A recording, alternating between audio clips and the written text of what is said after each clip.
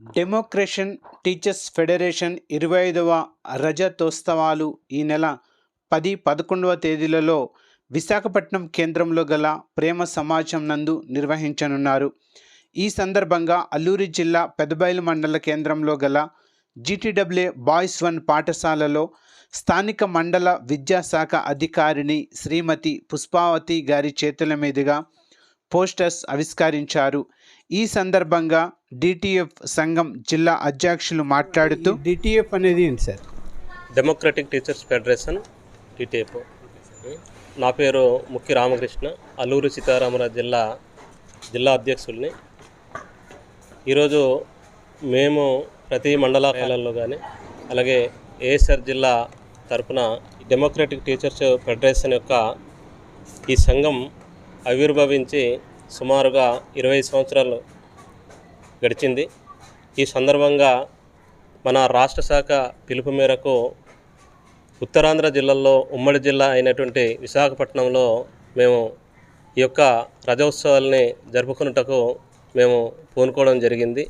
ఈ సందర్భంగా మేము సామాజిక అంశాల్లో భాగంగా అలాగే ఉపాధ్యాయ సమస్యల మీద అలాగే విద్యారంగ సమస్యల మీద ఇది మేము ఫోకస్ చేస్తూ కార్యక్రమాన్ని ఉత్తరాంధ్రలో జయప్రదం చేయుటకు ఆ యొక్క కార్యక్రమాన్ని అందరూ కూడా విజయవంతం చేయడానికి పూనుకోవాలని, అలాగే ఈ కార్యక్రమంలో మేము కేంద్ర రాష్ట్ర ప్రభుత్వాలకు ఈ విద్యా విధానం మీద ఉన్నటువంటి మంచి ఒక డాక్యుమెంటరీ రూపంలో ఒక విద్యా విధానం ఒక శాస్త్రీయబద్ధంగా ఉండాలి, ఇప్పుడున్నటువంటి అశాస్త్రీయమైనటువంటి విధానాలని విడనాడాలి, అది నిలువరినటువంటి ఒక డాక్యుమెంటరీ ఇవ్వాలనేది మా డెమోక్రటిక్ టీచర్స్ యొక్క ఉద్దేశం.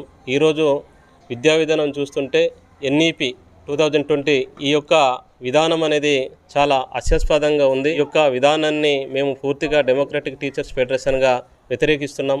ఈరోజు కేంద్ర రాష్ట్ర ప్రభుత్వం తీసుకొచ్చినటువంటి ఈ అశాస్త్రీయమైనటువంటి NEP విధానాన్ని ఈరోజు మన రాష్ట్ర ప్రభుత్వం కూడా అమలు చేయడంలో భాగంగా విద్యా విధానం అంతా కూడా పూర్తిగా అట్టడుగు స్థాయికి పోయి మొత్తం పూర్తిగా కుంటుపడినటువంటి పరిస్థితులు అయితే కనిపిస్తున్నాయి.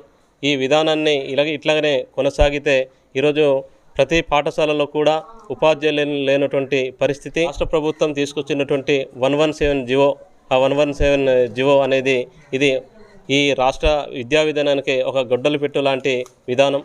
ఈ విధానాన్ని పూర్తిగా నిలువరించాలి.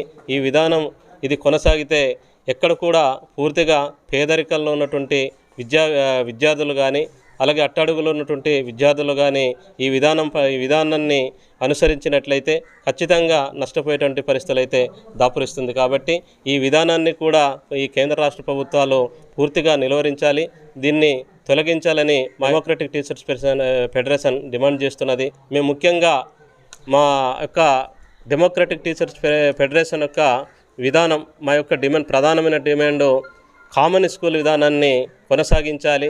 కామన్ స్కూల్ విద్యా విధానాన్ని ఖచ్చితంగా కొనసాగిస్తే పేదవాడికి ఉన్నవాడికి ఒకే విధానంగా విద్యా విధానం అందుతుందని మేమైతే భావిస్తున్నాం.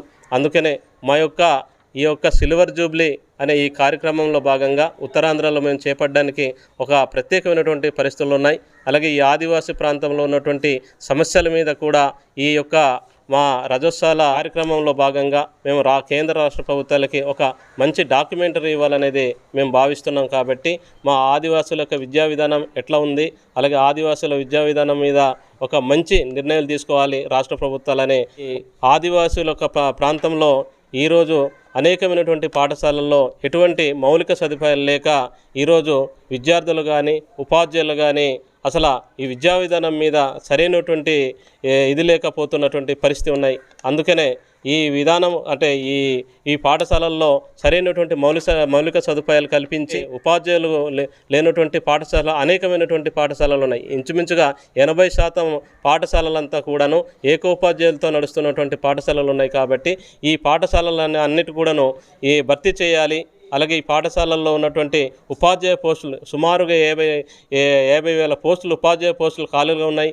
ఆ పోస్టులంతా కూడా భర్తీ చేయాలని మా డెమోక్రటిక్ టీచర్స్ ఫెడరేషన్ మేము డిమాండ్ చేస్తున్నాం. థ్యాంక్ యూ అండి. Thank you for watching. మరిన్ని వార్తల కోసం చూస్తున్నామండి.